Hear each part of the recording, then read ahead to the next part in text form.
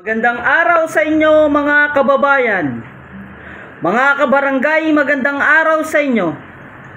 Maraming nagtataka kung bakit nandito ako at nagsasalita. Malayo pa po ang halalan, pero nandito po ako upang ipaalam sa inyo na sa darating na halalan ako'y tatakbo bilang kapitan. Ngayon pa lang ay pinapaalam ko na sa karamihan. Nagsasalita ako upang maitatak sa kanilang isipan ng aking pangalan na sa darating na halalan, huwag niyong kalilimutan, Flo A ang pangalan. Marami po akong magiging project kapag ako'y nanalo bilang kapitan.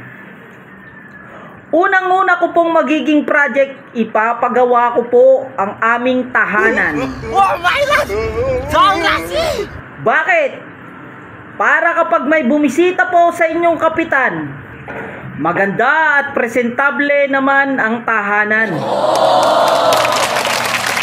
Pangalawa ko pong magiging project ay bibili po ako ng cellphone. Yung iPhone 16, latest po. Bakit kamo? Para kapag may nag-text o may nag-chat o may tumawag sa akin ay madali ko pong masagot ang inyong mga tawag. Dahil latest po ang cellphone ng inyong kapitan. Pangatlo ko pong magiging project ay bibili po ako ng sasakyan. Bakit?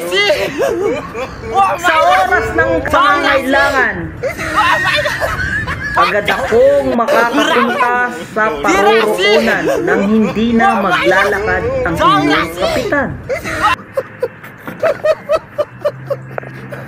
Pangapat ko pong magiging project ay magpapa-bleach ako ng aking ngipin.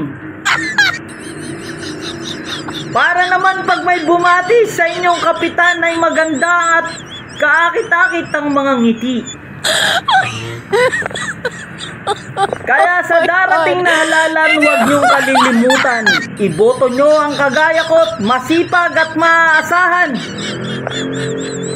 Walang kabahid-bahid na korupsyon nang mangyayari kapag ako ang naging kapitan. Pinapangako ko yan sa inyo mga kababayan.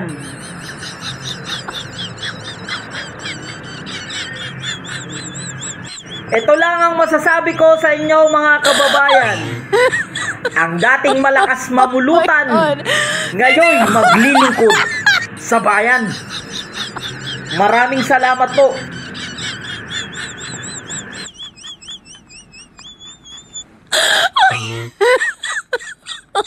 Oh my God!